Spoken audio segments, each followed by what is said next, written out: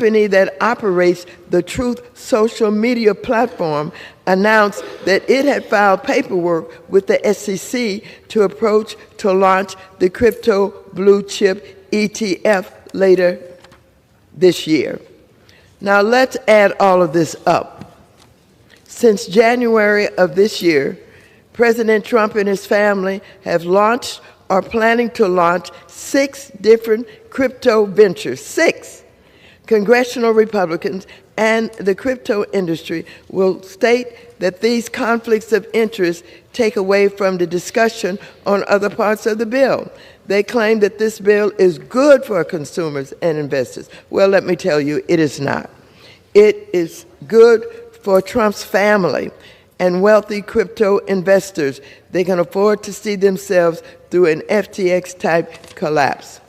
No one, not a Republican or a Democrat, should be using their office to make themselves richer while everyday Americans are struggling to buy groceries and pay for their health care. Everyday Americans are simply trying to survive thanks to Republican policies while President Trump and his billionaire boys club thrive in the economy. It's simple. If people want to know why members of Congress can't simply exclude the president and the vice president, why do they keep them in both of the bills as owners of crypto? Why did they avoid my amendment that would take them out? I don't believe that the president, the vice president, his cabinet, his family, or any members of Congress should be owners of crypto. And I certainly don't believe that the office of the presidency should be used by anybody, any president, now or in the future, to be the owners of crypto. With that, I reserve the balance of my time. The gentlewoman reserves. The gentleman from Arkansas is recognized. Thank you, Mr. Speaker. I want to yield 2 minutes to the gentleman from Nebraska, Mr. Flood, who chairs our subcommittee on housing and insurance. The gentleman from Nebraska is recognized. Thank you, Mr. Speaker, and thank you, Chairman Hill. I've been working on this since I was in the Nebraska legislature. Back in 2021, I passed the Nebraska Financial Innovation Act, making our state the second state to allow state-chartered banks to custody digital assets, mostly stablecoins. These stablecoins have the ability to greatly increase not only the speed of payments and settlements, but to also make our economic system even more efficient. Stablecoins will also support the advancement of the U.S. dollar around the globe. We may often take it for granted, but most of the transactions around the globe rely on a currency backed by the U.S. dollar. That could change if we don't adopt laws like this. Who steps in? Adversaries like China. We want to have a presence on the continent of Africa. That is the next frontier. This assures us of that. In the early days, caution was certainly prudent. Stablecoins are a novel technology with significant questions regarding how to protect consumers, what happens in the event of a bankruptcy, how to ensure that the issuers live up to the technology's namesake by providing a truly stable asset, the dollar. That's why we've been working in our committee the last several years. Similarly, the Senate has been running through their process. Let me be clear, this bill is not perfect. With my experience in Nebraska, I have been a strident supporter of a strong, robust state pathway for issuers. This bill has a state pathway, but it's capped at $10 billion asset threshold. I personally much prefer Congressman Brian Stiles' Stable Act to this Senate product. However, despite my personal preferences, this bill absolutely provides a comprehensive and safe federal framework for stablecoin regulation. In order to usher in a new era of blockchain innovation, we need to pass the Genius Act so our regulators can get to work implementing a comprehensive stablecoin framework. With that, I yield back. The gentleman yields back. I reserve, Mr. Speaker. The gentleman reserves. The gentlewoman from California is recognized. I request unanimous consent to enter the following letters from organizations who oppose this terrible bill. The AFL-CIO, who is scoring this vote, Americans for Financial Reform, who is leading 78 investor, consumer, religious, and civil rights groups and public citizens. With that, I reserve the balance of my time. Without objection, the gentleman from Arkansas. Thank you, Mr. Speaker. I yield 1 minute to the gentleman from New Jersey, a distinguished member on the House Financial Services Committee, Mr. Gottheimer. The gentleman from New Jersey is recognized. Thank you, Mr. Speaker, and I rise in support of the Bipartisan Genius Act. This legislation builds on the bicameral negotiations that Chairman Hill, former Chairman McHenry, Chairman Stile, and I, and so many others have worked so hard on for the past years. The Genius Act is smart bipartisan legislation that backs stablecoins through U.S. dollar on a one-to-one basis and allows states to make future safeguards to further protect consumers. The Genius Act, as I said, protects consumers and gives clear rules of the road to allow America to lead the way in a space that is key to our economy. It cracks down on illicit finance, helps counter bad actors, and reinforces the global strength of the dollar, all while lowering the cost of payments and making transactions happen in just seconds. The bill has already passed the Senate in a strong bipartisan way. Now it's time for us to clarify rules for stablecoins, protect consumers, and promote American innovation. As I said before when we were talking about the Clarity Act, the question is, do you want some rules of the road or no rules of the road? To vote against this bill and to vote against the Clarity Act, it's irresponsible if you want to make sure that the Trump coin has oversight, that you want to make sure that the consumers are protected. It's, I don't know, will the gentleman yield 15 more seconds? 15 more seconds. And I just think it's critical to not pass this legislation is deeply irresponsible because it'll allow the Wild West to continue. This will protect consumers, ensure that the Trump coin and others have protection, are overseen with protection and oversight from the CFTC, from the SEC. Expired. It's critically important to protecting consumers and to protecting our country. I reserve. The gentleman reserves. Gentleman from California, you're recognized. Actually, let me just reiterate, it's irresponsible to turn this bill over to the President of the United States, and I continue to reserve the balance of my time. The gentlewoman reserves. The gentleman from Arkansas is recognized. Mr. Speaker, I want to yield 2 minutes to my friend, the gentleman from Georgia, Mr. Carter. The gentleman from Georgia is recognized for 2 minutes. I thank the gentleman for yielding. Mr. Speaker, I rise today to voice my support for Senate Bill 1582, the Genius Act of 2025, which will provide a clear regulatory framework for the issuance of stablecoins in the U.S. This bipartisan, industry-supported bill will finally give the stablecoin asset class clear rules of the road for the issuance and use of digital assets. The Genius Act will establish standards so issuers are credible and stablecoins are quality assets in a rapidly innovating digital market. I would like to thank the Senate for passing this bill and getting into the House so quickly. I encourage all my colleagues to vote in support of the Genius Act. It is a vital step in keeping America the pinnacle of financial innovation. Let's make the U.S. the crypto capital of the world. Thank you, Mr. Speaker, and I yield back. The gentleman yields back. The gentleman from Arkansas is recognized. The gentleman from Arkansas reserves. Gentlewoman from California is recognized. I continue to reserve the balance of my time. Gentlewoman reserves. Thank you, Mr. Gentleman Speaker. from Arkansas. I yield 1 minute to the gentleman from Virginia, Mr. Vindman. The gentleman from Virginia is recognized for 1 minute. As Vice Ranking Member of the Commodity Markets, Digital Assets, and Rural Development Subcommittee of the House Agriculture Committee, I rise today in support of both the Clarity and Genius Act. These bills aren't perfect, but digital innovation in our economy is critical to our economy, and I support a regulatory framework that protects consumers and the financial system. However, I am concerned the ability for certain officials to use these assets for self-enrichment at the highest levels of our government. These bills ensure members of Congress and many other government officials must abide by ethics rules that we expect from government officials, allowing the industry to innovate as it should. But two individuals are exempted, the President and Vice President. This is incredibly dangerous and undermines confidence in this important industry. It also further degrades the public trust in our government, especially at a time when that trust is already eroded by the President's refusal to release the Epstein files. We need to take important steps to establish a regulatory framework for digital assets to thrive and to restore public trust. We need action now, and I hope we can close these loopholes. Thank you. I yield back. The gentleman yields back. Gentleman from Arkansas is recognized. I reserve. Gentleman from Arkansas reserves.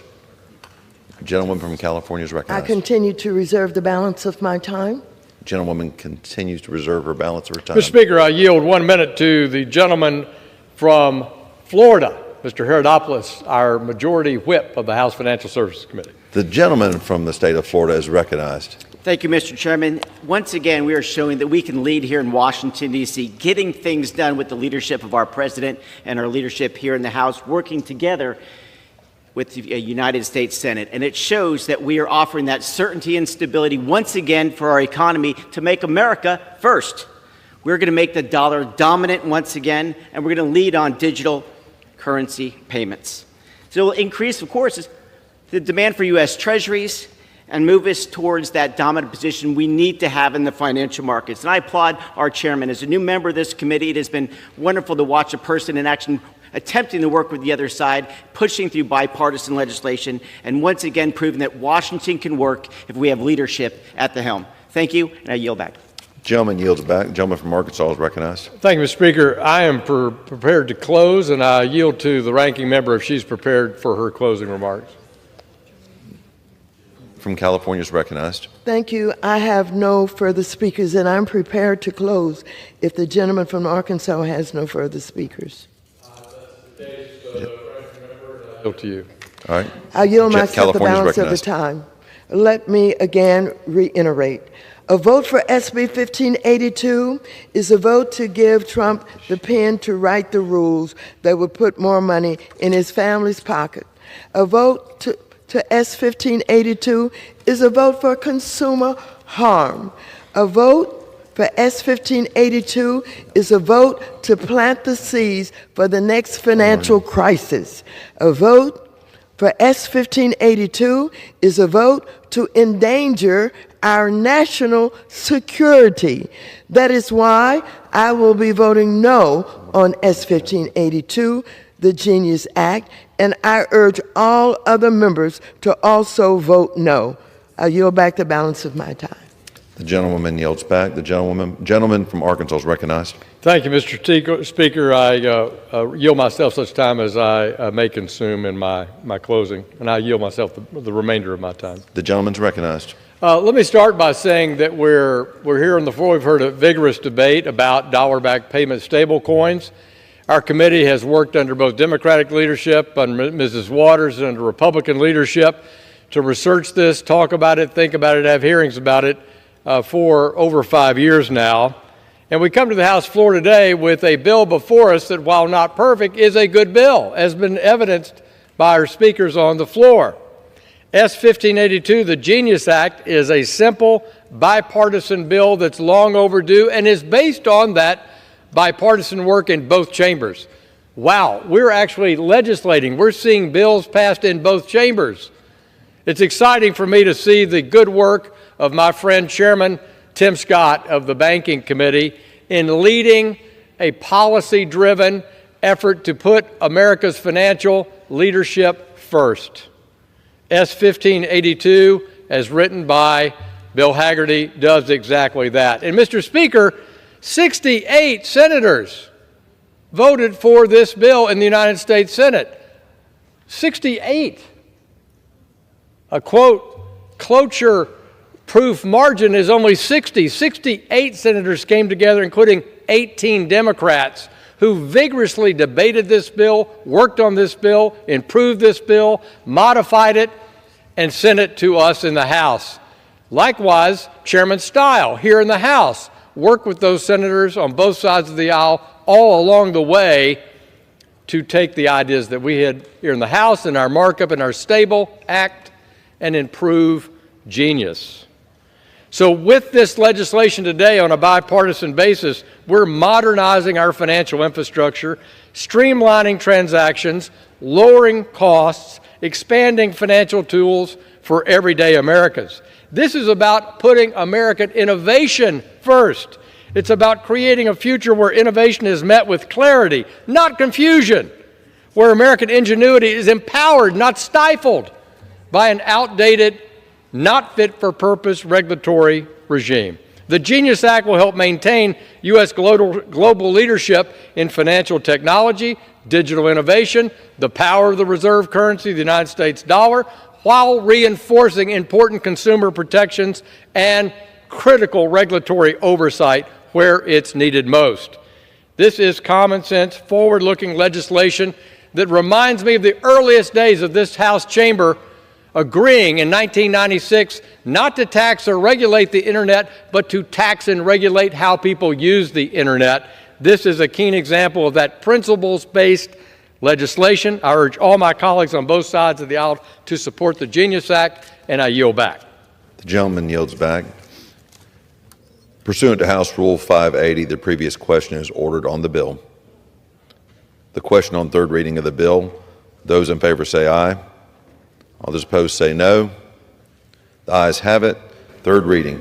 Read the An title. act to provide for regulation of payment stablecoins and for other purposes. The question on the passage of the bill, all those in favor say aye. Aye. All those opposed say no. The ayes have it. The bill is passed. Gentlewoman from California is recognized. So what? Ask for the yeas and nays. The yeas and nays are requested. Those favoring a vote of the yeas and nays will rise. If a sufficient number have risen, the yeas and nays are ordered. Pursuant to Clause 8, Rule 20, further proceedings of this question will be postponed.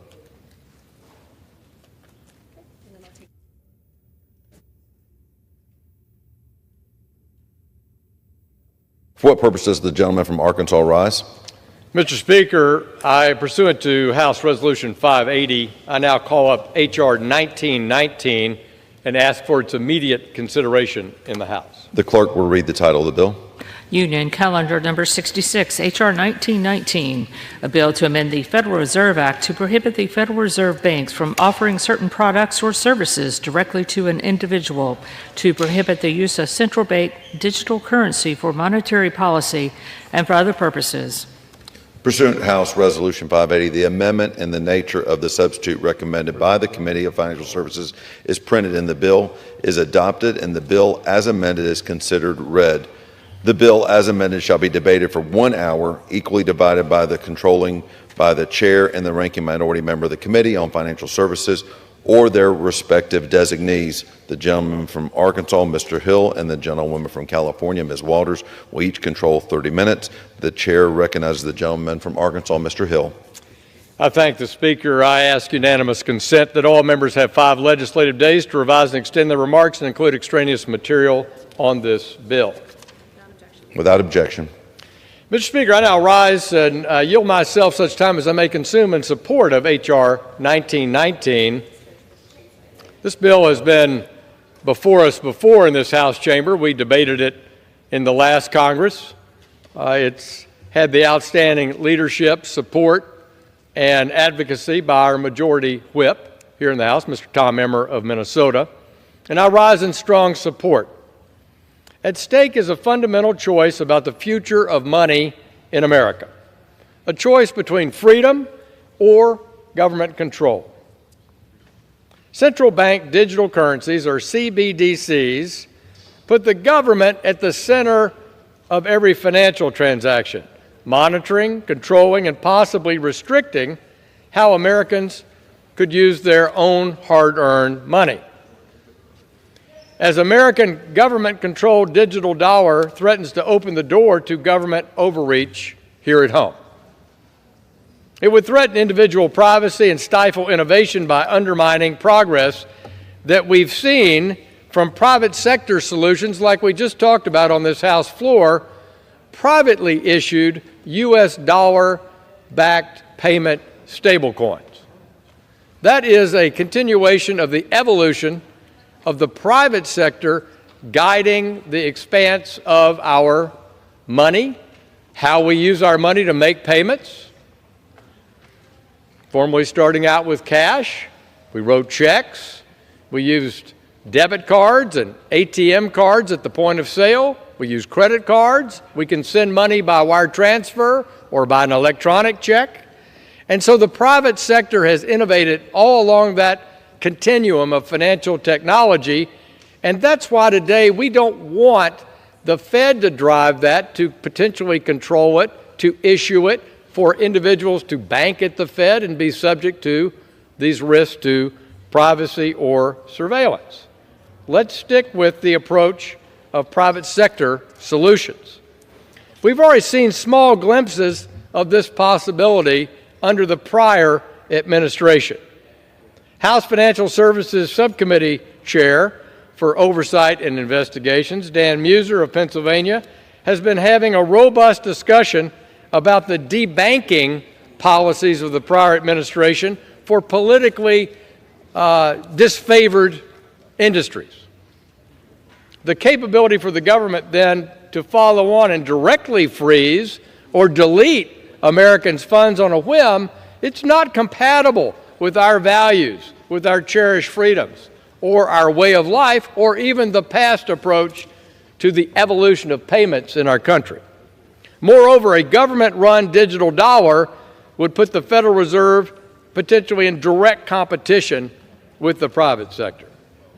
Further, a CBDC would create unnecessary risks by consolidating financial power within the federal government, limiting choice and threatening the very innovation that made American financial markets the strongest in the world. For all these reasons, I'm thankful that consistently my friend, our colleague, Majority Whip Tom Emmer, has been leading the charge to prohibit the implementation of a U.S. central bank digital currency. And I thank him for the work he's done to elevate this issue in the Congress and bring this bill before us once again for a vote on this House floor. I hope all my colleagues can recognize that Article 1 determines how we issue money and how we value it, that that's a power of the Congress, and that we're not delegating it to the executive. We control that in Article 1. This bill says that you can't issue a CBDC without that specific, explicit authority and direction from the Congress. I urge all my colleagues to join me in supporting Mr. Emmer's bill, and I reserve. The gentleman from Arkansas reserves. The gentlewoman from California is recognized.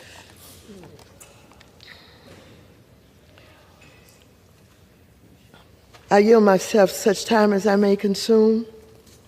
Over the last hours, we heard arguments from the other side of the aisle that the United States must prioritize innovation.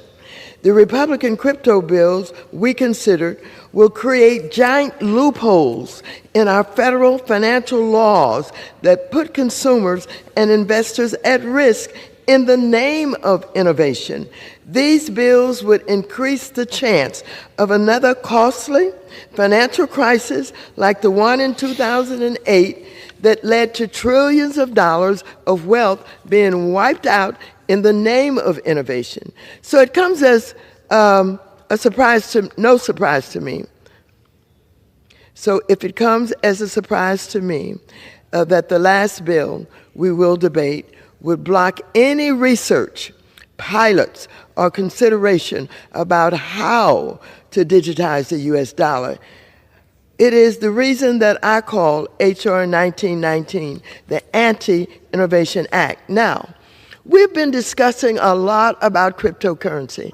We've talked about two different acts, the Clarity Act, the Genius Act. We've talked about a lot of the intricacies of crypto. But the general public does not understand all of this because the big issuers, the big boys, literally kind of own all of the information. They're the issuers, et cetera, et cetera. It's time for the United States government to take charge. And our central bank must be involved in the study and the research so that we don't have issuing crypto or anything else without the federal government knowing and being in control.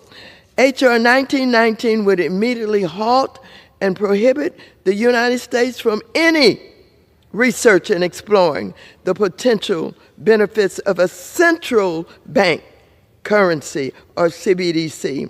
A central bank digital currency is essentially a digital version of the dollar issued by the federal government that uses crypto technology known as blockchain to record everything and everybody who owns tokens. Open it up, let's know who the big issuers are. There are two types of CBDCs, and this bill bans both of them.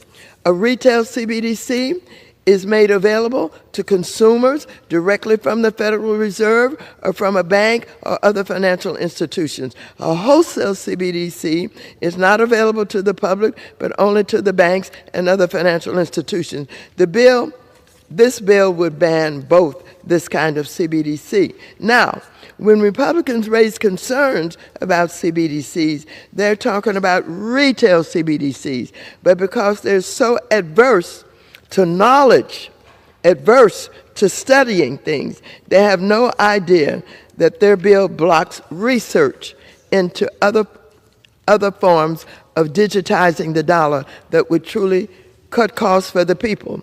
For example, J.P. Morgan Chase has estimated that $100 billion could be saved in cross-border transactions every year if a wholesale CBDC is adopted. Now, earlier this week, in the Rules Committee, we heard Republicans claim that we need to weaken oversight of private crypto because doing so will help cross-border payments. So I would ask my colleagues across the aisle, why abandon any research into making the greenback ready for the future?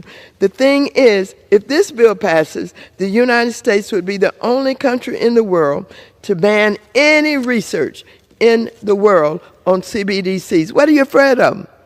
Why don't you want the knowledge to be held and explained?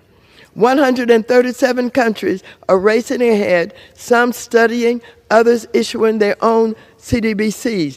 The foreign currency markets are evolving, but Republicans want to stick their heads in the sand. Those 137 countries and currency unions represent 98% of the global GDP, and China is one of the front runners in the global race to implement a viable CBDC. And do you know why China is quickly rolling out its digital currency? It desperately wants to create an alternative to the U.S. dollar to determine the dominance of our currency. Mr. Speaker, America reaps great riches because our currency, the dollar, is the primacy currency used around the world for all sorts of trade, from sales of oil to commodities to financial contracts. One of those benefits is that when we take out a loan to buy a car or use our credit cards, our interest rates are much lower than in other countries. Another benefit is that the United States can pressure bad actors from Iran to Russia to China by cutting off access to our financial system and the dollar using sanctions. But those same countries would love to replace the dollar with their currency or something else. One way China hopes to do this is to show that the dollar is an antiquated currency, whereas the Chinese currency is the future. It is so short-sighted to not even study how the dollar could be digitized, especially during the same week that Republicans want to let private companies create their own currency. And so it is very important for all of us to understand that if you want to be innovative, if you want innovation, you will study, you will understand, you will be able to explain. If you really want to protect the American dollar, you will not put your head in the sand. You would allow this research to go on to make sure that the American dollar stays strong, even in digital. I reserve the balance of my time. The gentleman from California reserves. The gentleman from Arkansas is recognized. Thank you, Mr. Speaker. I'd ask unanimous consent that I could insert in the record the Congressional Budget Office estimate for this bill. Without objection. Thank you. Mr. Speaker, I'd like to ask our distinguished chair of our subcommittee on financial technology and digital assets and artificial intelligence, Mr. Stile of Wisconsin, to address this bill for 2.5 minutes. The gentleman from Wisconsin is recognized. I thank my friend Chairman Hill I rise in strong support of the Anti-CBDC Surveillance Act. And I want to thank Whip Emmer for his leadership on this issue. He's actually one of the first in Congress to raise the alarm. And since then, the case has only grown stronger about the risks posed by U.S. CBDC. Mr. Speaker, the globe and the global economy is at a crossroads when it comes to digital payments. Jurisdictions around the world are upgrading their payment systems to be faster, to be cheaper, and cross-border. The payment sector is leading the way, including payment stablecoins, to enhance the payment rails. As the United States grapples with modernizing our own payment systems, we're confronted with a choice. Do we empower free market solutions that protect privacy, protect individual liberty, or do we centralize control over payments in the hands of the federal government? To me, Mr. Speaker, the choice is clear. Federal Reserve Governor Christopher Waller has repeatedly warned that a CBDC is, quote, a solution in search of a problem. Yet nonetheless, Mr. Speaker, in 2022 Executive Order on Responsible Development of Digital Assets, President Biden sought to explore a U.S. central bank digital currency, placing, quote, the highest urgency on research and development efforts into the potential design and development options of a United States CBDC. But President Trump understands a CBDC's threat to American freedoms. In his January 2025 executive order, President Trump explicitly prohibited any federal agency from issuing or advancing a CBDC without direct congressional authorization. In a free society, Mr. Speaker, financial privacy and private property rights must be protected. The American economy thrives on choice, competition, and liberty, not on coercion and control. I urge members to support this bill in preserving liberty, protecting privacy, and ensuring the United States of America is a global leader in financial innovation. I yield back. The gentleman from Wisconsin yields back. The gentleman from Arkansas reserves. The gentlewoman from California, you're recognized. I now yield 3 minutes to the gentleman from Massachusetts, Mr. Lynch, who is also the ranking member of the Subcommittee on Digital Assets, Financial Technology, and Artificial Intelligence. He knows more about digital assets than anybody on the opposite side of the aisle. The gentleman from Massachusetts is recognized for 3 minutes. I thank the gentlelady for her confidence and her time. I rise in strong opposition to H.R. 1919, the so-called Anti-CBDC Surveillance Act. At the expense of U.S. global economic leadership, this misguided legislation would prevent the Federal Reserve from issuing a central bank digital currency, also known as a CBDC. Unfortunately, the facts surrounding the development of CBDC has been obscured by disinformation, conspiracy theories, and extreme political ideology. Republicans and the crypto industry have made unfounded claims that a CBDC will be used as a surveillance tool by the federal government. Let's be clear about what a CBDC is. A publicly issued digital dollar that would be regulated by the Federal Reserve, an independent Federal Reserve, that would have the full faith and backing of the U.S. government. A CBDC would serve as an alternative to existing forms of payment and will have benefits including instant payment settlement, provide a medium for cross-border transactions, and foster greater financial inclusion. And Congress could require that the architecture of a central bank digital currency not have surveillance capabilities. More than 130 countries are or have been studying, or they have launched their own government-backed digital currencies, including every major world power. Meanwhile, the U.S. remains far behind amid an increasingly and blatant misinformation campaign about the features of a digital currency. Let's talk about the EU. It is widely acknowledged that the EU has one of the most stringent data protection regimes and protection laws on the planet. They have strict data protections, number one, on the GDPR. They have access, so European citizens, EU citizens have access to control of their personal data. They have the right to be forgotten, which would prevent data surveillance and surveillance of citizens. And they have strict penalties for companies that violate their personal data rights. The United States could have the same. in a U.S. digital currency. There's a widening gap between the U.S. and its G7 peers, all of whom have far more advanced CBDC projects than the U.S. I'll go back to the EU. The EU is in the final stages of a pilot retail CBDC program already, so far ahead of us. They're going to capture the future if we adopt this bill. The U.S. government has always led the way in harnessing technology to promote innovation. Look at DARPA and NASA space programs, clear examples of what happens when the U.S. invests in research and development. While concerns about data privacy could be real, we have the ability to protect that data in any architecture that we adopt. It's counterintuitive that my colleagues would be raising concerns about data privacy while thousands of private companies are scooping up data every single day. Vote no on this bill. I yield back. The gentleman from Arkansas is recognized. Thank you, Mr. Speaker. I'd like to yield 4 minutes to the gentleman from Kentucky, the chair of our House Financial Institutions Subcommittee, Mr. Barr. Absolutely. The gentleman from Kentucky is recognized. Thank you, Mr. Speaker. I rise in strong support of my friend from Minnesota, Whip Emmer's bill, the Anti-CBDC Surveillance State Act, a bill I'm proud to co-sponsor. This bill would prohibit the Federal Reserve from issuing a central bank digital currency or a CBDC to anyone. Now, I don't think the Federal Reserve has the authority to do this. In fact, a cursory, simple review of the Federal Reserve Act shows that the Federal Reserve does not have the legal authority to issue a CBDC to individuals absent explicit authorizing legislation from Congress. The Supreme Court has also recognized Congress's power to coin money and regulate the value thereof, implicitly denying to the executive branch or to the Fed the ability to do this without congressional authority. That said, I think it's prudent to explicitly deprive the Fed of the authority to do this for a variety of reasons.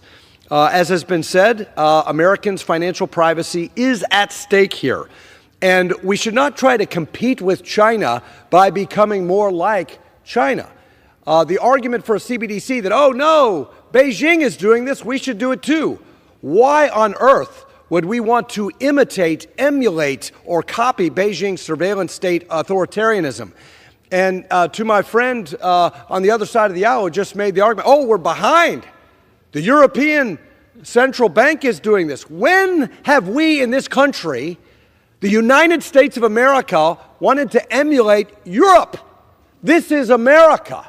We do it the American way, not the European way, not the Chinese way, not the communist socialist way. We do it the free enterprise way. We do it the limited government way. We do it the way to honor Americans' privacy through the Genius Act, through private stablecoins. That's the way we should do it. That's the way we should lead in innovation. And so, yes, personal privacy is at stake. Surveillance of Americans' individual financial transactions through a CBDC does raise serious privacy concerns and concerns about government control and politicization of loans, online payments, credit scores, tax compliance, federal contracts, monetary policy, and the like. But in addition to these privacy concerns, a central bank digital currency would centralize Americans' finances, eroding the banking deposit base.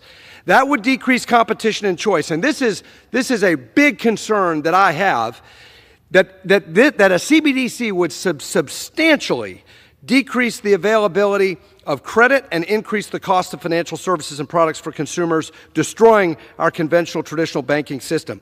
Our banking system, in contrast to Europe, in contrast to China, is the envy of the world due to its free market principles, its dynamism, and its diversity.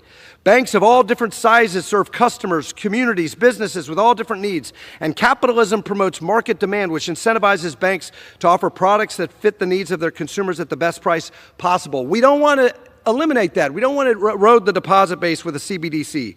So I ask you, Mr. Speaker, would we truly want to lose the benefits of a diverse banking system that makes the U.S. the global leader in the financial system? Do we want to take actions to be more like China or Europe and decrease Americans' right to privacy? I went to the European Central Bank. I heard them lecture us about a CBDC, and it made me more convinced than ever that we don't want to be like Europe. The answer is we do not want to be like Europe. We do not want to be like the communists in Beijing. We must not disintermediate our banking system and allow for a creation of a CBDC. We must not threaten Americans' access to privacy. That's why I support this legislation and urge all my colleagues to do so as well. And if you really don't like a CBDC, to my Republican colleagues, vote for the Genius Act, which takes away all the arguments for it. I yield back. Time's expired. Mr. Speaker, I reserve. Gentleman reserves. The gentlelady from California is recognized. Thank you. I now yield 3 minutes to the gentleman from Connecticut, Mr. Himes, who is also the ranking member of the Permanent Select Committee on Intelligence. Thank you, ma'am. The gentleman from Connecticut is recognized. Thank you, Mr. Speaker, and I thank the gentle lady from California for this opportunity to speak, because this is one of the most ignorant things I have seen this House produce in a very, very long time. And it stuns me, frankly, that my good friends, Congressman Hill and Stile and Barr, are associating themselves with this bill. Let's be super clear about this. Nobody knows whether a CBDC is a good idea. A couple years ago, I wrote a white paper on CBDC, and I concluded that it's not clear.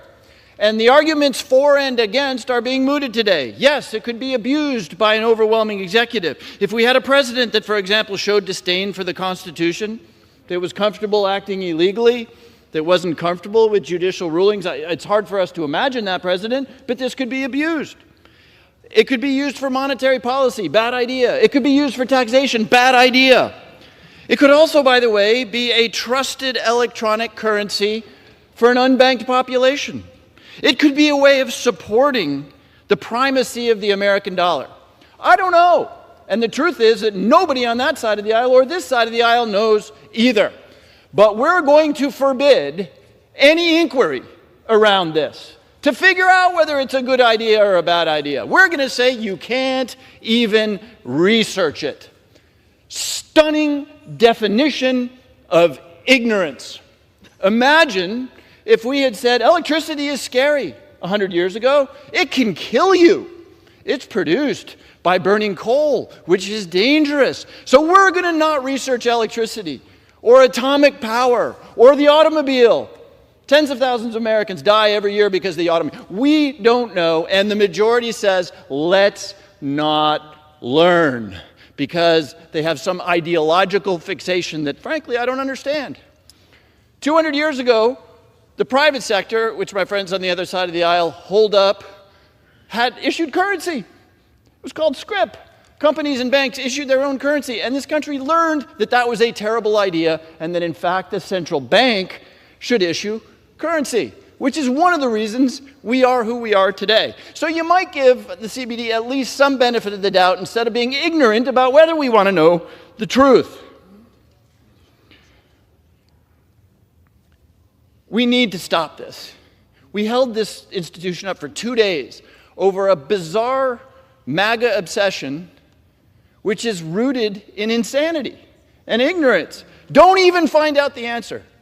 The ranking member said that this is, like a boy who is hiding from the truth. I have another metaphor. This is like a young 5-year-old who's angry and covers his eyes and ears and believes he's invisible. Imagine just my good friend Andy Barr saying, we're not like China, we're not like Europe. What if there's a sterling? Or the gentleman's time has expired. I yield to the gentleman an additional minute. I thank the ranking member. The gentleman is recognized. For all the rah-rah patriotism, think about this. And again, I'll acknowledge that we don't know if this is a good idea or a bad idea, and we ought to find out.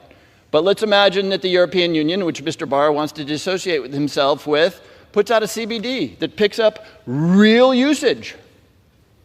Now all of a sudden we have a threat to the dollar because we're still handing around pieces of paper because the Republican majority said we shouldn't even research something that may or may not be a good part of a modern 21st century economy. Come on, guys. Don't go with ignorance. You're too smart for that. Don't risk putting us behind on something that could be really important to the future of the American dollar. Vote no on this ignorant bill. I yield back. The gentleman yields. The gentleman from Arkansas is recognized. Thank you, Mr. Speaker. I want to yield 3 minutes to the gentleman from Ohio, Mr. Davidson, who is the chair of our National Security Subcommittee. Thank you, sir. Mr. Davidson, you are recognized. Thank you so much. Central bank digital currency poses an existential threat to Western civilization. It's essentially, at its heart, communist banking. Elizabeth Warren, Sherrod Brown, and Democrats in the Senate didn't walk around Omarova to be confirmed as a bank regulator because they were opposed to communist banking. They won it. And that's what central bank digital currency is. Our colleagues on the other side of this debate act like we need to study communism a little harder to figure out whether it works or not. We've got plenty of evidence. It doesn't work. Central bank digital currency inserts government between you and your money. The government, another word for central bank digital currency is programmable money. Well, who does the programming? The central bank. They can condition your access to your own money with whatever parameters they put in place. They can filter transactions.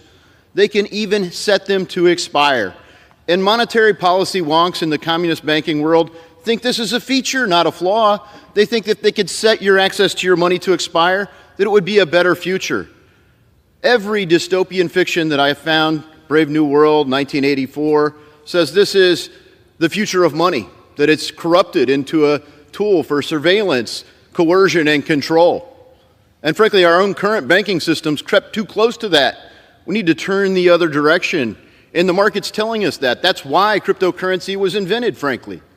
That's why it's so popular and it's a growing asset class. We need to say no to this, and we need to protect what the market is telling us consumers want. And we tested this under the Biden administration. They decided that they were going to spy on your bank accounts if you had $600 in your bank. And the public said, whoa, what? Why are you spying on my bank account? And in a communist world, they say, well, if you have nothing to hide, then why should you have anything to fear? But that's not our way of life in this country. The Fourth Amendment doesn't say that. It says if you have probable cause, and only then you get a warrant. Here, you build in the surveillance into the program. And look, I get it. If all men were angels, this would never be abused, but we know they're not. We've seen massive abuse in our own country, but in Canada, we saw Trudeau, a fellow traveler on the communist Long March, want to ban people's access to their own bank accounts because they were protesting his COVID policies at trucker rallies. This is very easy to do when you have programmable money. We need to say no to this. It is an existential threat to our way of life, and ideally we would do it at every opportunity. I urge all our colleagues to vote for Mr. Emmer's bill and stop this threat to our way of life. I yield back. Gentleman yields. I reserve, Mr. Speaker. Gentleman reserves. The gentlelady from California is recognized. Thank you. I now yield 3 minutes to the gentleman from California, Mr. Sherman, who is also the ranking member of the Subcommittee on Capital Markets. The gentleman from California is recognized.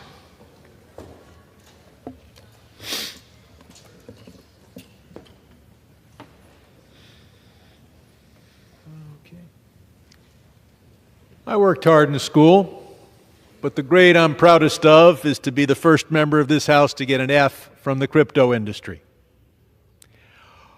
Article 1, Section 8 of the U.S. Constitution says that it's the federal government and Congress who should coin money and determine the value thereof. But our Republican friends tell us that that means that the federal government should be stuck with 1776 technology while the competitors of the dollar race forward in the 21st century. The largest super PAC expenditures in history occurred last year.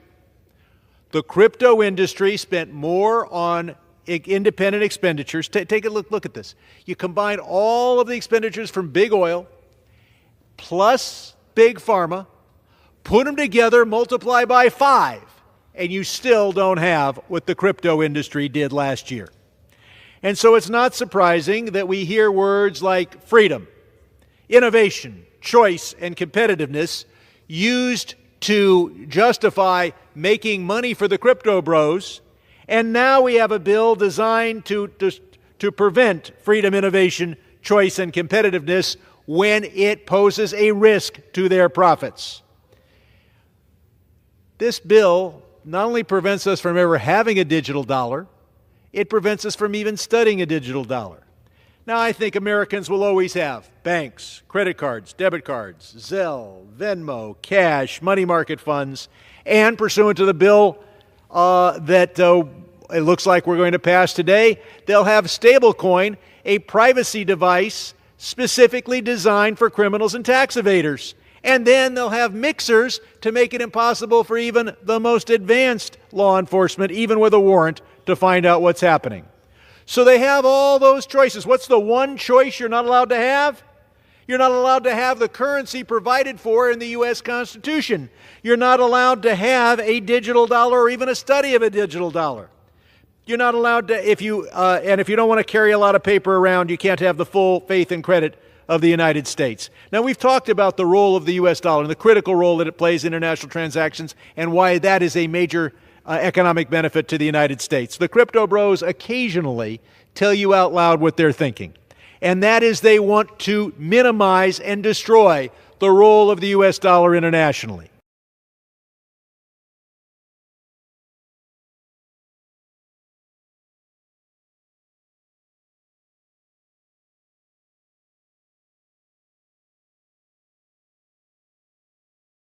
So what do they do to hobble the dollar?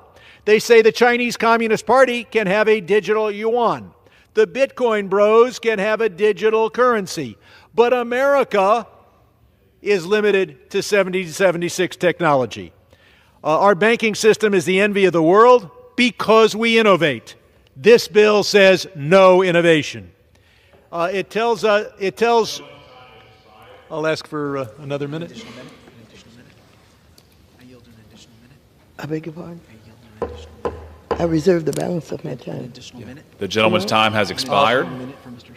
I'm sorry, additional minute for the gentleman, Mr. Chairman. The gentleman is recognized for 1 additional minute. Look, now you might think it's hypocritical that they tell us we have to have crypto because otherwise China will do it. Then they say we can't have a digital dollar because China is doing it. That's not inconsistent. They are consistent. Their consistent rule is you must do what makes profit for the crypto bros, including Donald Trump, and you must prevent them from facing any competition, even the competition called for by the U.S. Constitution. Today's bills in whole, all three of them, will create a payment system designed for tax evaders and criminals. It will provide for taxpayer bailouts, and it will allow the crypto industry to say we've got all this power in Congress. Crypto bailouts are not only allowed, they're guaranteed.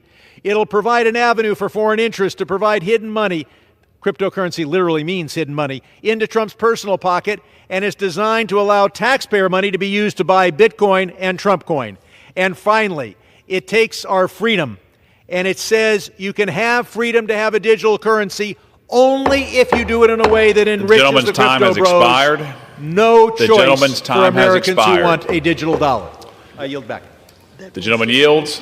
The gentleman from Arkansas is recognized. Thank the Speaker. I want to have the pleasure to introduce the author of this important legislation and yield 4.5 minutes to the Majority Whip of the U.S. House of Representatives, Mr. Emmer of Minnesota. Thank you, sir. The whip is recognized. Thank you, Mr. Speaker. After much debate, we can now codify President Trump's effort to prevent the development of a central bank digital currency, or CBDC, and ensure that the United States digital currency policy remains in the hands of the American people and not the administrative state. I'm proud to have my legislation, the Anti-CBDC Surveillance State Act, being considered on the House floor for a vote today. This bill is straightforward. It prevents unelected Washington bureaucrats from creating a financial surveillance tool that, if not done correctly, will fundamentally alter the lives of every American. Unlike decentralized digital assets, a CBDC is a digital form of sovereign currency that is designed, issued, and monitored by the federal government. It is government-controlled, programmable money that, if designed without the privacy protections of cash, this could give the federal government the ability to surveil and restrict Americans' transactions and monitor every aspect of our daily lives. In other words, every dollar you spend, where you spend it, who you spend it with, would all be visible to and tracked by the watchful eyes of Washington. There would be no cash, no anonymity, no space for private financial decision-making. This isn't an inconceivable concept. We have already seen examples of governments developing these types of tools and using them to weaponize their financial systems against their citizens. The Chinese Communist Party employs a CBDC that is being used to monitor and restrict citizen spending. The data is being used to develop a social credit system that rewards or punishes individuals based on their spending behavior. In Canada, the former Trudeau administration demonstrated the power of federal financial surveillance and control when it froze the bank accounts of hundreds of truckers protesting the COVID vaccine mandate in 2022. Surely, this totalitarian surveillance tool would never take root in the United States. However, that assumption would be wrong. This is not a theoretical risk. It is a very real and very dangerous precedent. Under the Biden administration, financial surveillance was a core tenet of President Biden's policy agenda. In 2022, President Biden issued an executive order placing urgency on CBDC research and development.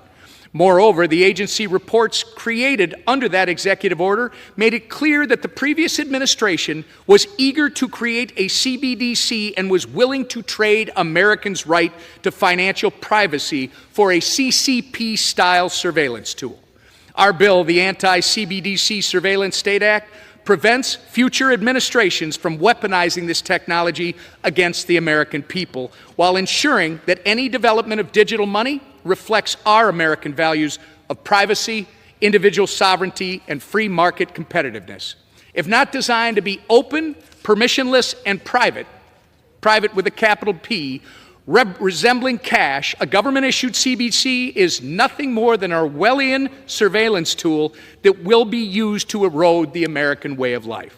The federal government has no business monitoring Americans' daily financial lives. We don't need or want a state-run digital dollar with Chinese Communist Party characteristics. We need to protect the core principles that make this country exceptional: liberty, limited government, and the right to privacy. We are on the verge of the next game-changing technological evolution, and we must embrace this push for a more developed digital economy. In doing so, we cannot jeopardize who we are as Americans, and this bill is designed to ensure just that. I want to thank Chairman Hill and Chairman Stile for their tireless work and advocacy on this issue, in addition to the 135 members of Congress who have joined as co-sponsors of our legislation. I urge all my colleagues to support this bill, and I yield back the balance of my time. Gentleman yields. Gentleman reserves. The gentleman reserves. The gentlelady from I California reserve is the balance recognized. of my time. The gentlelady reserves. Do what? The gentleman from Arkansas is recognized. Thanks, Mr. Speaker. I would like to yield 2 minutes to the chairman of our subcommittee on oversight, Mr. Muser of Pennsylvania. Gentleman's recognized. Thank you, Mr. Speaker, and I do thank the chairman of our full committee, Chairman Hill, for his leadership. I do rise in support of H.R. 1919, the Anti-CBDC Surveillance State Act, led by Whip Emmer. This bill is about defending our Constitution and protecting the privacy of the American people. The Constitution is unambiguous in Article 1, Section 8, which grants only Congress the exclusive authority to coin money, regulate the value thereof, and a foreign coin. This is a clear provision of the United States Constitution. It's a foundational element of our constitutional republic designed to keep such important authority over our nation's currency issuance within the hands of the people's representatives. A central bank digital currency would centralize unprecedented power in the federal government and could open the door to real-time surveillance of every financial transaction in America. Existing banking practices safeguard Americans' privacy. A CBDC could undo that protection overnight, creating a tool ripe for abuse. Even though the Constitution is clear, this bill restrains the Fed from even considering a central bank digital currency, reinforces Congress's constitutional authority over currency, and ensures that digital dollar reflects our founding principles. I commend Whip Emmer for his leadership, and I urge support for this very important legislation. I yield back. Yields. I reserve, Mr. Speaker. The gentleman reserves. The gentlelady from California is recognized. Thank you so very much. Democrats are not the only ones who want to study CBDC. In 2021, my dear friend, Chairman Hill, worked with Representative Foster to introduce the Central Bank Digital Currency Study Act. Chairman Hill also wrote a letter to the Fed asking for information, and after the Fed agreed to do a study, he issued a statement saying, and I quote, "The Fed is finally taking actionable steps to do what we've been asking them to do for 2 years, and we're pleased to see Chairman Powell announce steps toward making a digital dollar a reality." Mr. Hill, what changed? We need more research.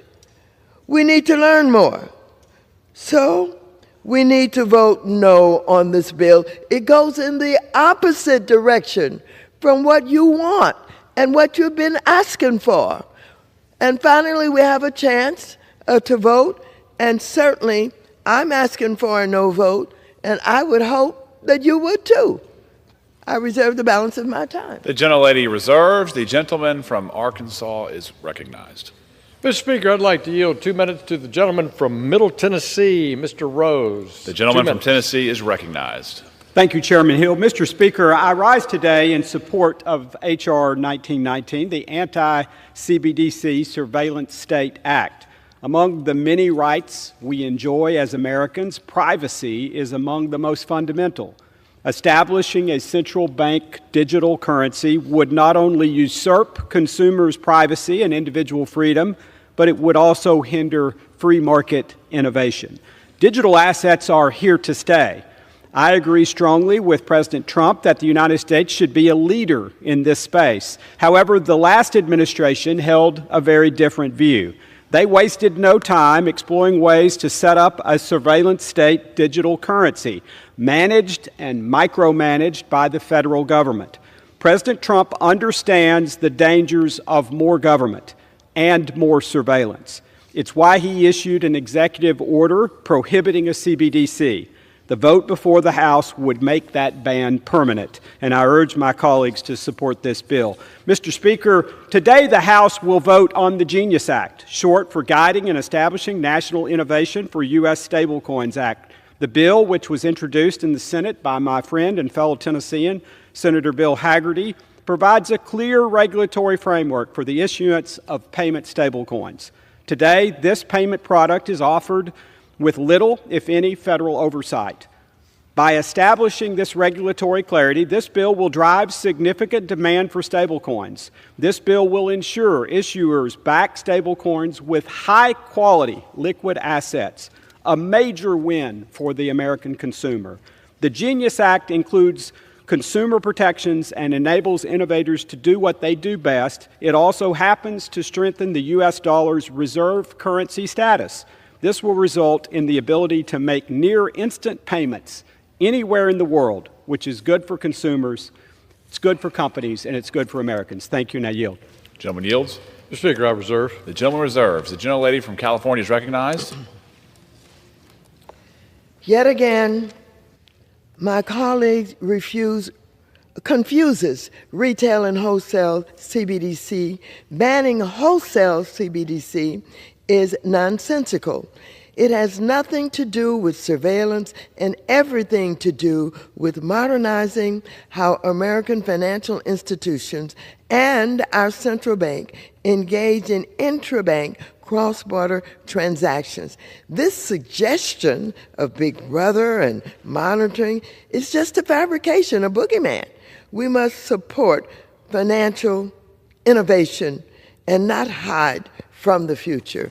I reserve the balance of my time. The gentlelady reserves. The gentleman from Arkansas is recognized. Thank you, Mr. Speaker. I'd like to yield 2 minutes to a returning member of the House Financial Services Committee, the gentleman from Indiana, Mr. Stutzman. 2 minutes. The gentleman's recognized. Thank you, Mr. Chairman, and thank you to our Financial Services Chairman for his leadership on a really important issue that's going to affect many generations ahead of us. I rise today in strong support of the anti-CBDC Surveillance State Act. Our founding fathers were clear that Congress, not the executive branch, has the power to coin money and regulate its value. Yet, in 2022, the Biden administration issued an executive order that placed the highest urgency on the research and development of a central bank digital currency, a so-called digital dollar. Under the wrong circumstances, this technology could allow the federal government unfettered access into the wallets of every American, putting privacy and freedom at risk. Unfortunately, us as Americans know all too well how far some administrations are willing to go to intrude into our lives. We all saw how the Biden administration ruthlessly pressured social media platforms to silence the voices of Americans who criticized their disastrous COVID-19 policies. And we saw this same ideology taken to the extreme when Canadian Prime Minister Justin Trudeau froze the bank accounts of Canadians who dared to protest his government during the pandemic. Now imagine if the federal government could see where we spend our hard-earned paychecks, track our charitable donations, or even cut off access to our own money if it disapproves of our beliefs. Any digital dollar must reflect our values of privacy and our First Amendment rights. This bill ensures our digital assets policy is in the hands of the American people, not the administrative state. It protects our values of privacy, individual freedom, and free market innovation by prohibiting a CBDC surveillance tool that could be wielded against the American way of life. I am proud to be a co-sponsor of this important legislation, and I thank Whip Emmer and Chairman Hill for their outstanding leadership on this important issue. I urge my colleagues to support this legislation, and I yield back. Gentleman yields. Reserve. Gentleman reserves. The gentlewoman from California is recognized. I reserve the balance of my time. Gentlelady reserves. The gentleman from Arkansas Thank you, is Mr. Speaker. recognized. I'd like to yield 1 minute to the great gentleman from the prettiest district outside Arkansas, the gentleman from California, Mr. Collins. Gentleman's recognized. Mr. Speaker, the Biden administration started us down the road of adopting a central bank digital currency issued by the Federal Reserve without the consent of the American people or their representatives here in Congress. Today, we are saying no. We are not the Chinese Communist Party. We are not going to turn the central bank of the United States into a giant panopticon capable of tracking and surveilling every American citizen, keeping a watchful eye on each and every one of your financial transactions, crediting or discrediting or punishing you based on your personal behavior, restricting that behavior with the tap of a button. Nothing could be more inimical to the liberty and privacy on which American greatness depends. I am proud to be a sponsor of this critical legislation and look forward to its passage on the House floor today. I yield back. Gentleman yields. I'll reserve, Mr. The gentleman reserves. The gentlelady from California is recognized. Am I reserving? Reserve your balance of your time. I reserve the balance of my time. The gentlelady reserves. The gentleman from Arkansas is recognized.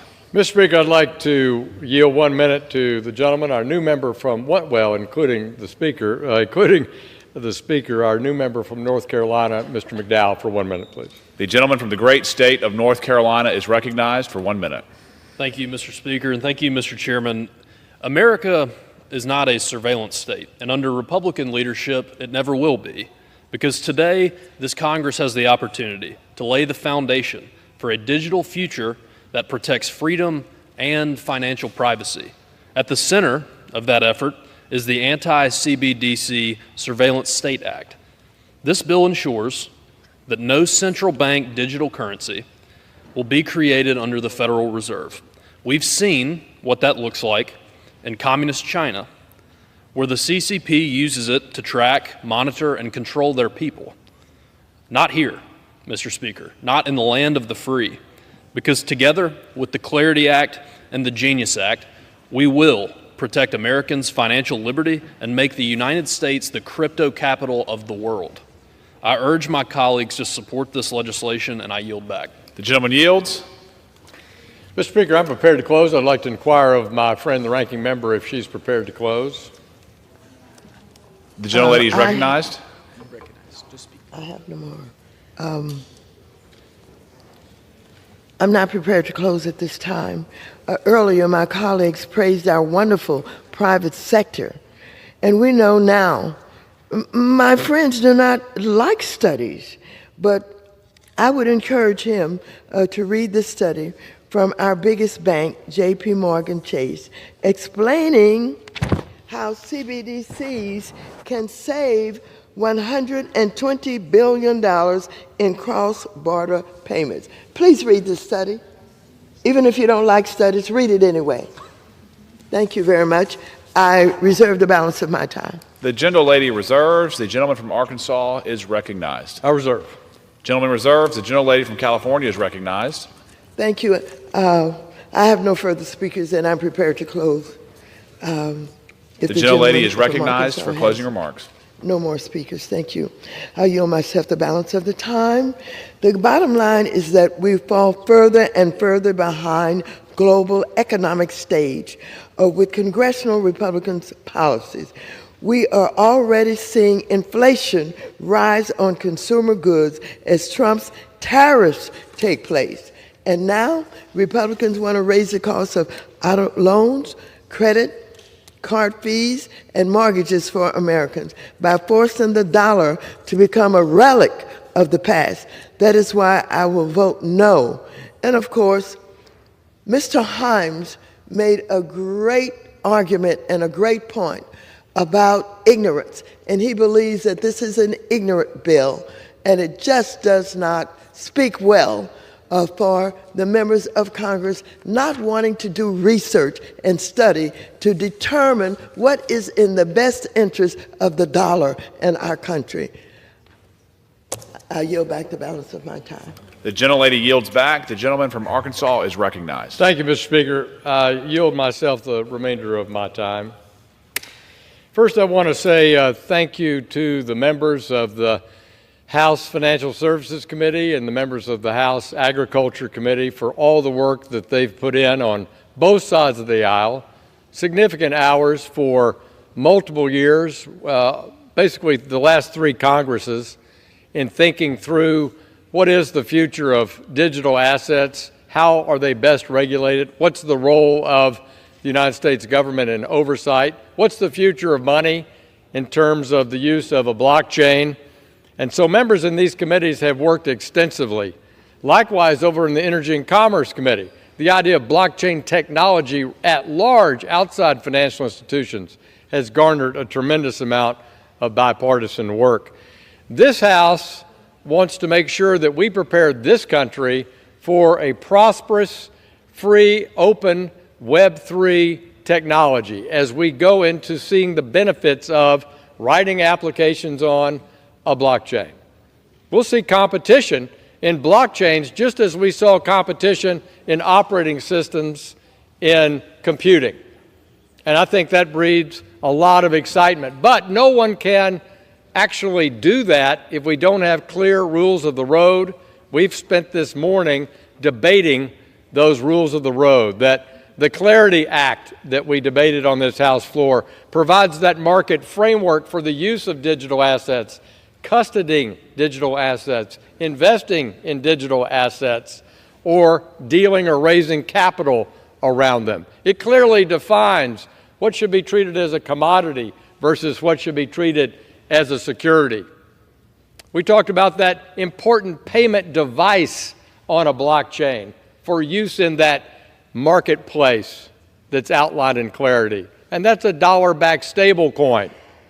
We want the U.S. to dominate in financial technology and payments, just as we do for the vast majority of payments around the world in dollars, and that is delivered by the bipartisan work in the Senate on the Genius Act. So I want to start by thanking those members, and I also want to recognize the incredibly hardworking staff members on the House Agriculture Committee and the House Financial Services Committee who've worked together unbelievably, capably, cooperatively, effectively over these last two Congresses. just as they did at the height of the cleanup from the financial crisis in 2008, when House Financial Services and the Ag Committee came together to write rules about the swap market. But I particularly want to thank Nick, Jack, Jackson, Lindsay, and Paul on the staff at House Ag. You did great. I want to thank Nick and Allison and our team on House Financial Services for their staff leadership. Mr. Speaker, this bill we're debating today is essential, and the ranking member seems to think that I'm interested in the subject of a central bank digital currency, and I am. And I've spent the better part of the last 5 years studying central bank digital currencies outside the United States, talking to officials inside the United States about whether that's a good idea or a bad idea. And over those years, it's not out of ignorance that I've come to the conclusion that it's a bad idea. And one of the contributing factors to me determining that I don't believe it's an idea whose time has come to supplement private sector innovation in this nation is actually Congressman Jim Himes' white paper that he shared with me years ago. I thought it was well written, and it was another indication that this was not the direction to go in. And since that time, I have visited with other central banks around the world, in Europe and other places, that make me even more certain that we should rely on private sector innovation that in turn can create the tokenized money that we've talked about all morning, but doesn't do it in a way that can surveil your work, take over your life, have the outcomes that you heard from Congressman Davidson, Congressman Emmer, about the examples of debanking that we witnessed in Canada, or the policy debanking we witnessed in the Obama administration, and to a degree the Biden administration. So Americans have made it clear we don't want the federal government controlling how we spend, save, or send our money in our personal lives. We've witnessed firsthand the dangers when government wield that power unchecked, and you heard examples of that this morning. Americans want and deserve control over their own money, and we've tried to institutionalize that in all the work we've done in both of these committees in this digital assets innovation and reform space. We believe in self-custody. I have self-custody in the analog world of cash and investments. Why can't I have that custody, that self-control in my digital financial space? I don't understand why one can't recognize the authorities that we have on our person, constitutionally guaranteed by law, in an analog context, why we can't demand the same. So I urge my bills to join me in supporting this bill. I yield back the balance of my time. Thank you, sir. The gentleman has yielded. All time for debate has expired. Pursuant to House Resolution 580, the previous question is ordered on the bill as amended. The question is on engrossment and third reading of the bill.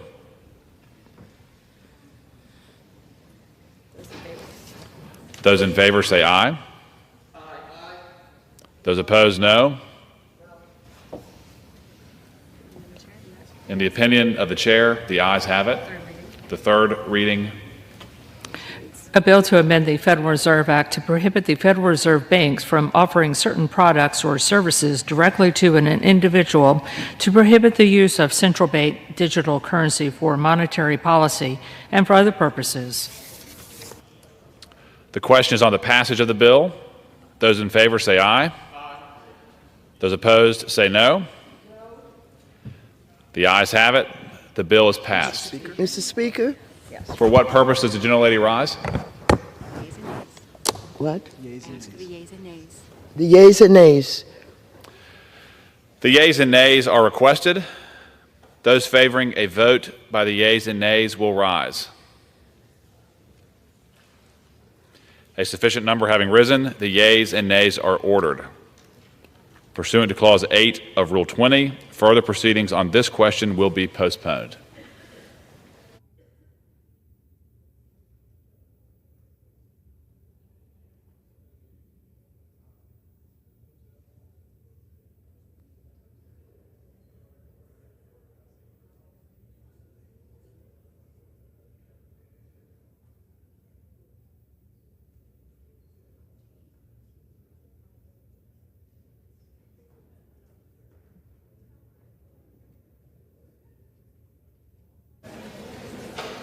I'm always the guy who asks me.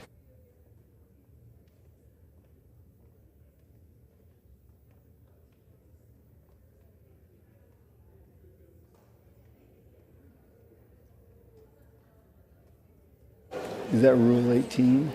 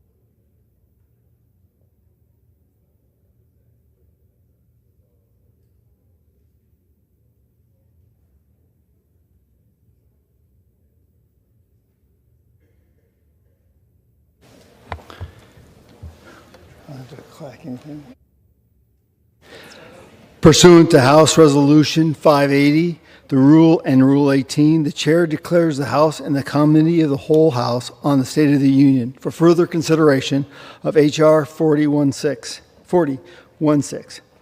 Will the gentleman from North Carolina, Mr. Knott, kindly take the chair?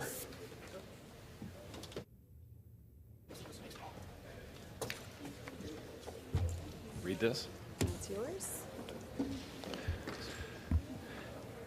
The House is in the Committee of the whole House on the State of the Union for the further consideration of H.R. 4016, which the clerk will report by title. A bill making appropriations for the Department of Defense for fiscal year ending September 30th, 2026, and for other purposes. When the Committee of the Whole rose earlier today, amendments in block number 7, printed in Part A of House Report 119-199, offered by the gentleman from California, Mr. Calvert, had been disposed of.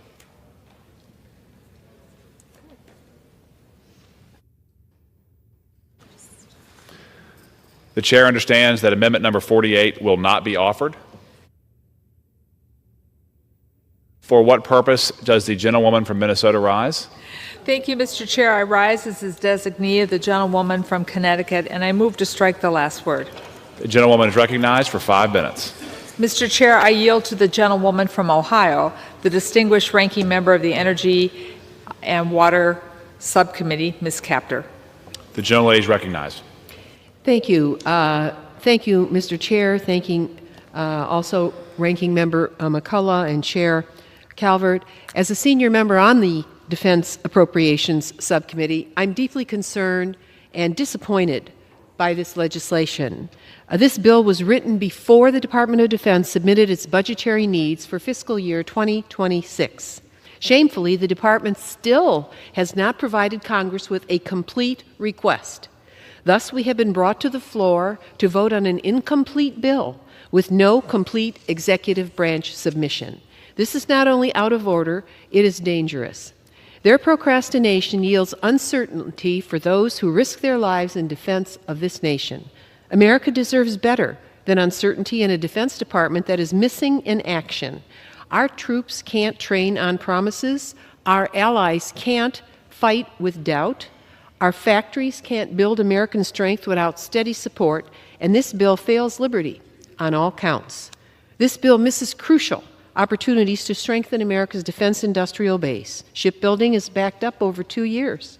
The Great Lakes region, a cornerstone of American industrial manufacturing, can play a major role in relieving that backup. But all of America is put on hold due to the DoD's damaging budget delays. We must prioritize investments that rebuild our domestic manufacturing capabilities. Our military should never have to fight with or depend on foreign sources for materials, critical minerals, or key military components. Furthermore, by cutting all funding for Ukraine, this bill dangerously ignores history at our own peril. At our founding, Patrick Henry heroically proclaimed, "Give me liberty or give me death." He knew liberty's cost and our new nation's responsibility to uphold the values that our European forebears bequeathed to us, ones that focused on representative government. Thomas Jefferson knew America does not exist alone in the globe when he wrote the words, quote, "Our laws, language, religion, politics, and manners are so deeply laid in European foundations that we shall never cease to consider their history as part of ours." And more recently, on January 20th, 1961, President John F. Kennedy, in his inaugural address, recognized America's fierce dedication to liberty when he said, "We shall pay any price, bear any burden, meet any hardship, support any friend, oppose any foe, to assure the success of liberty." And then he warned, those who ride the back of the tiger would end up inside it. He warned against that, and I hope our nation never goes down that lonely, dark path. In a contemporary era, on June 6, 1984, President Ronald Reagan stood in Normandy, France, commemorating the day in history when the Allied armies joined in battle to reclaim the European continent to liberty. They stood and fought against tyranny in a giant undertaking unparalleled in human history, and they did it together. Mr. Speaker, these quotes and sacrificial deeds of our forebears explain why I rise to express my deep opposition to this bill's irresponsible and short-sighted exclusion of any funding for the Ukraine Security Initiative. Throughout generations, the fundamental purpose of our nation is to guarantee liberty, to develop the kinds of relationships with our democratic allies who stand with us against tyranny in any form, and to fill our constitutional duty to provide for our nation's common defense. Common defense, the Constitution says. Ensuring that the Ukraine Security Assistance Initiative is properly funded is essential to fulfilling our charge in defense of liberty on our watch. If you haven't noticed Ukraine's struggle against the spiderweb of tyranny fostered by Russia, China, Iran, Belarus, and North Korea, it is real and it is lethal. Ukraine is in a historic fight now, not of her own choosing, but for her very survival. And the poorest nation in Europe has fought back mightily against the third largest military in the world after Putin's murderous aggression that began in 2014. Russia and its spiderweb of tyranny are a threat to liberty everywhere, and Ukraine stands on the front line. If support for Ukraine is withdrawn, Russia and its allies' assault on fundamental freedoms will spread. May no one in this generation become swallowed by the tiger, and those that do not know and study history are doomed to repeat it. Proper funding in this bill will boost our domestic defense industrial base and affirm critical security and mineral alliances. It supports our NATO partners, and it is our privilege and, yes, duty to support our allies and the brave people of Ukraine by appropriating funds for the Ukraine Security Initiative. May I request an additional minute? I have The gentlewoman may not yield for additional time. You have to close. Okay. So The my gentlewoman's amendment time would has reinstate expired. funding for the Ukraine Security Assistance Initiative, and at The the end of the gentlewoman's debate, I time will has insert expired. into the record the text of this amendment. Thank you so very much, and I thank everyone for yielding.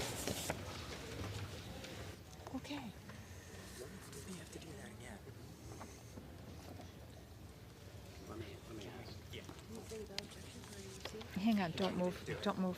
It is now in order to consider amendment number 49, printed in Part A, House Report 119-199.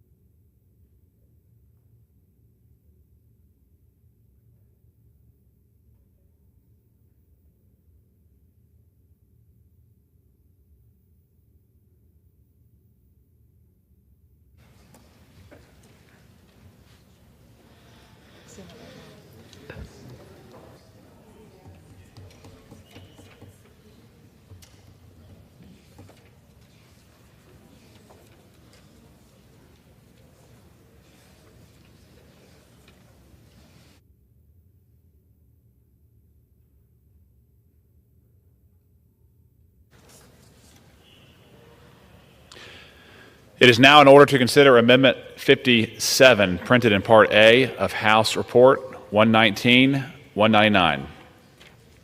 For what purpose does the gentleman from Ohio seek recognition? The clerk will designate the amendment.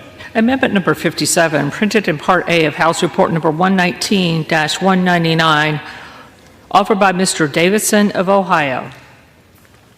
Pursuant to House Resolution 580, the gentleman from Ohio, Mr. Davidson, and member opposed each will control 5 minutes. The chair recognizes the gentleman from Ohio. Thank you, Mr. Speaker. I rise today to urge you and all our colleagues to support Amendment number 57 to the FY 2026 Department of Defense Appropriations Bill. This amendment strikes Section 8072, a misguided rider that prohibits the Navy from decommissioning littoral-class combat ships.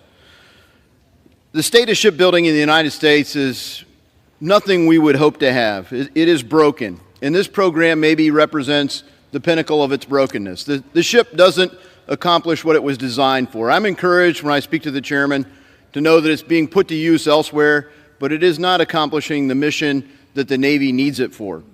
This provision ties the Navy's hands, forcing it to retain a deeply flawed, costly, and ineffective class of ships that undermines our national security, endangers our sailors, and wastes taxpayer dollars when we could move forward and build a ship that could accomplish the mission. President Trump's trying to take leadership over this and fix it, and this ties his hands in a way that prevents options. We should leave the Commander-in-Chief that decision.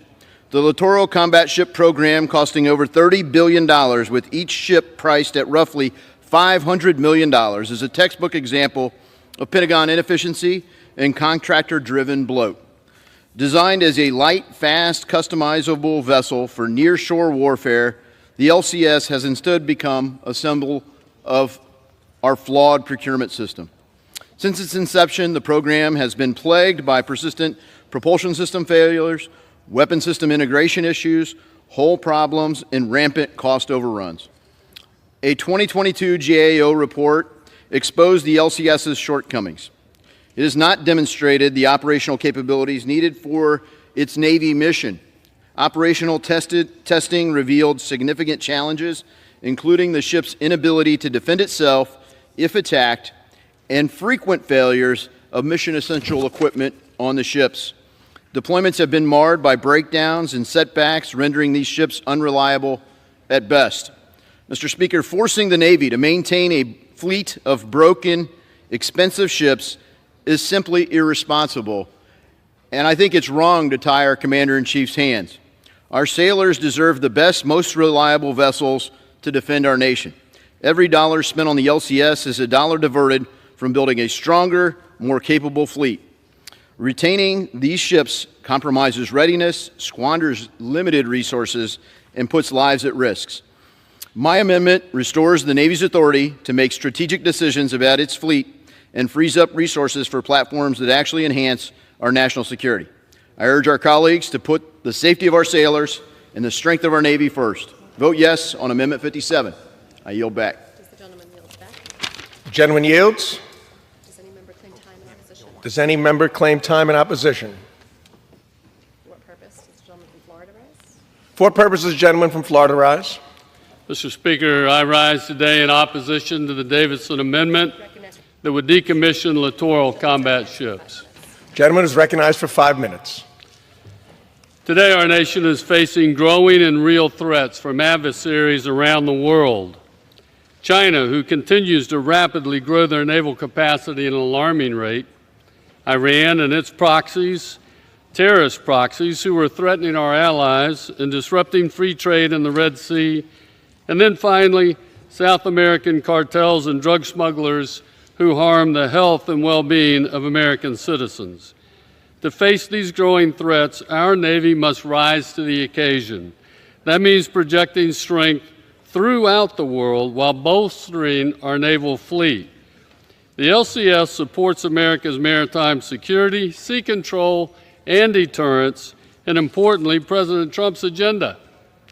Just this past April, the USS Minneapolis-St. Paul helped the U.S. Coast Guard stop 2 alleged drug smuggling operations in the Caribbean Sea. These ships assist in stopping narcotics, protecting the homeland from illicit maritime drug trafficking, and securing our border. Also, sea mines are actually responsible for more damage to U.S. naval warships than any other weapon since World War II. Although it is 10 years after originally planned, the LCS platform is now providing support for detecting, localizing, neutralizing surface, near-surface, moored, and bottom mines, helping our sailors to stay safe around the world. The Navy has emphasized the need for a mixed naval fleet in the past, consisting of both blue water and littoral combat ships that act as fast-moving surface warfare vessels. They continue to undergo upgrades to improve their lethality and survivability in littoral waters so they can intercept drug and human traffickers in the Caribbean, sweep for deadly mines, and most importantly, support U.S. naval efforts to end Houthi attacks on commercial vessels in the Red Sea. Our littoral combat ships have risen to the occasion to defend our homeland. They have provided the necessary backup needed to protect America's homeland and abroad. If we want our military to continue to be the best in the world, Mr. Speaker, we cannot throw away a dime to save a nickel, especially when an LCS vessel has only reached its half-life cycle. But that's exactly what this amendment could do. The decommissioning of the Navy's mixed fleet strategy, the LCS vessels, is not the answer to our budget constraints. And that's why I stand in opposition to this amendment, and I ask my colleagues to vote no on the Davison Amendment. Mr. Speaker, I yield back. Gentleman yields back. The question is on the amendment offered by the gentleman from Ohio. Those in favor say yea. Those opposed say no. In the opinion of the chair, the noes have it. The amendment is not agreed to.